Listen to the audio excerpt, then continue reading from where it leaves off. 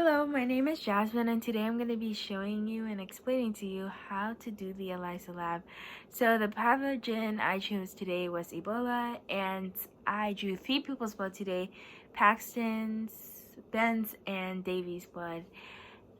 And I'm going to be using their blood samples to test whether or not they have the Ebola. So basically, Ebola is a virus that can cause internal bleeding and failure to your organs, which could lead to death.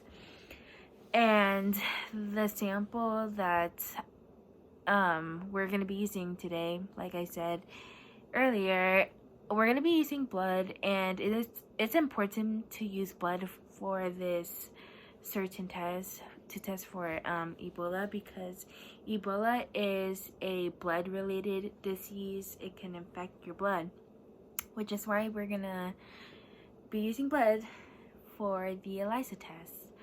And a medical intervention that could help that could be used to help fight Ebola is blood transfusion, so that you have new blood going in your system, so that the bad ones come out. And yeah, so I'm gonna get started.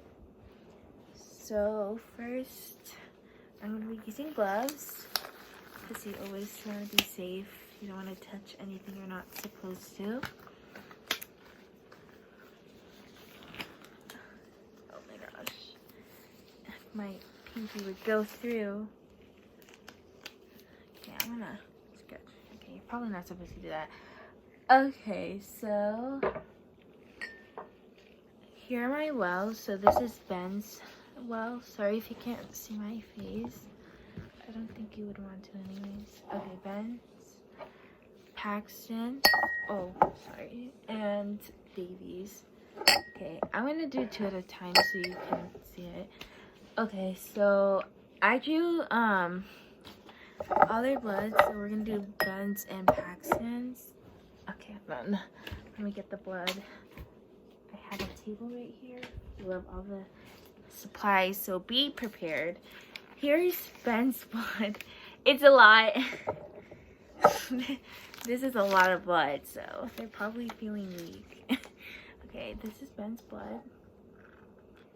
So we're just gonna pour it in.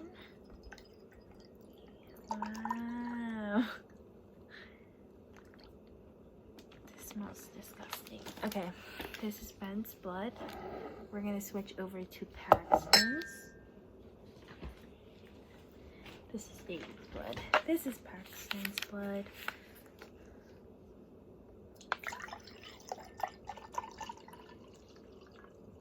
Okay. There you go. I'm gonna put Ben's blood over here. We're gonna do Davy's. Okay. Where is Davy's blood? Okay. Here is Davy's blood. Okay, this is too much. This is probably too much blood, but just know that the wells are probably gonna be a little smaller. So that is Davy's blood. Okay.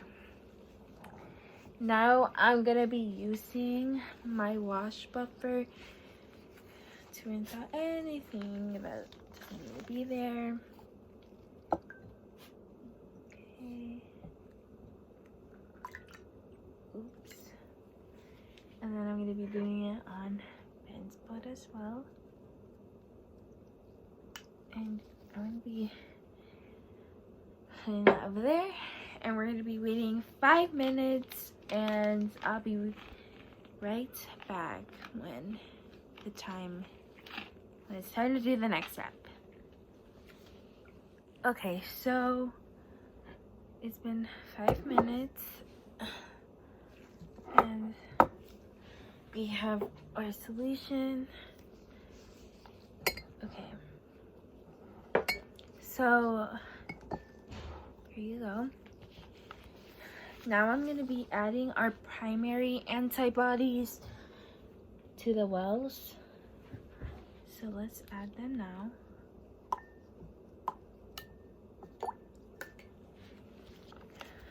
Sorry if you can't see that Ben's, Paxton's. Just okay. And then third one is there. Sorry if you can't see my face. That's what I'm gonna do to the time.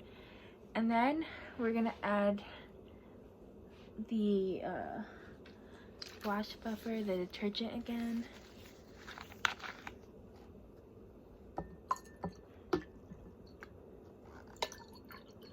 Okay. And then I'm gonna be also adding it to Davy's. Okay. And we're gonna be waiting another 5 minutes and then I'll be back with you.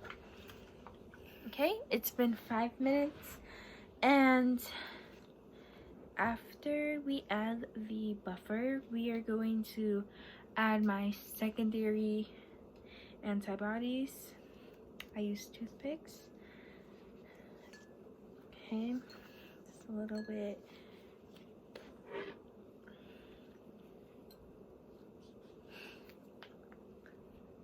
Okay. And then, after that, we are gonna add buffer again.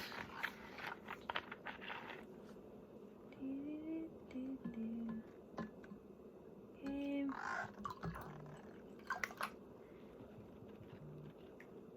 Okay. And then I'm gonna be waiting 5 more minutes again, and then we'll go to the next step. Okay, so I almost forgot. I'm gonna be adding the enzymes to the wells so that they could attach to the secondary antibodies. Okay, so now we're going to be waiting for 5 minutes, and then we'll go to the next step. Okay, so it's been 5 minutes, and I'm gonna be adding my substrate.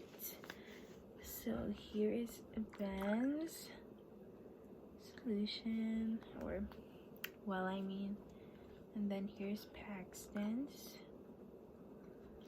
and then I have Davy's right here.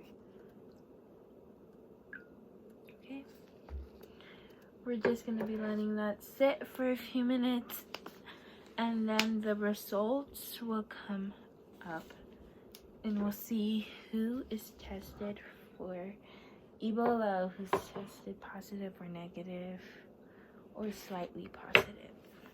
Okay, so it's been 5 minutes and the results are ready to be shown. So Davy was tested negative for Ebola because her results came out clear, and you can just see the primary antibodies and then the secondary antibodies with the enzymes attached to it.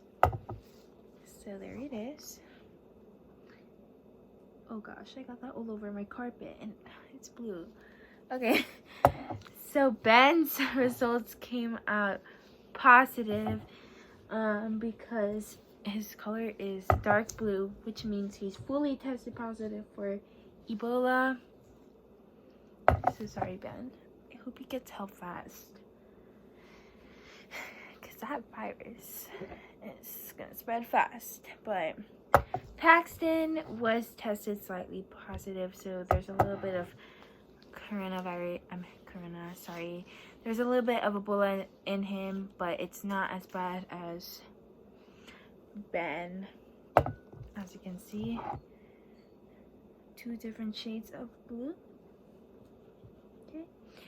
But yeah, that was the Elisa lab, and I'm just going to be explaining in the next clip why I used the materials and a little more about the lab so that you understand it better, because I'm really bad at explaining, so yeah. Okay, so the materials I used were just some clear cups, and then I just filled some water bottles for their blood, and this was like tomato juice because I didn't have food coloring.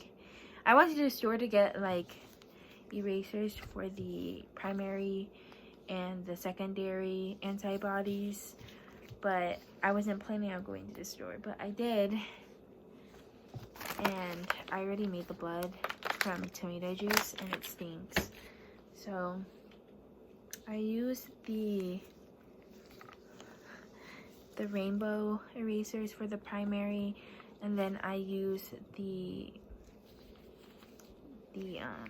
pencils for the enzymes, and then the toothpicks for the secondary antibodies, and then these attached together. And then I just used blue food coloring for the coloring, and then I just used blue food coloring. I just put a lot more in this one. And then I used water for the detergent, the buffer wash. And the reason why I use these materials is because, like, for the cups, they show clear so you can see the color. For the tomato juice, I just used it because it looked like blood. And then I just used these because they were like the easiest things to find for antibodies. And then toothpicks were the most prominent thing that I had for secondary antibodies. So yeah, that's it. And I'm gonna be removing my gloves. So yeah, so the results again, Davy tested negative, Paxton tested slightly positive, and then Ben tested fully positive. He has Ebola. And yeah, so that was the Elisa lab, and I hope that you learned a little bit of how to do the how to test different pathogens by using this test, and maybe you can try it on your own. So thank you for watching.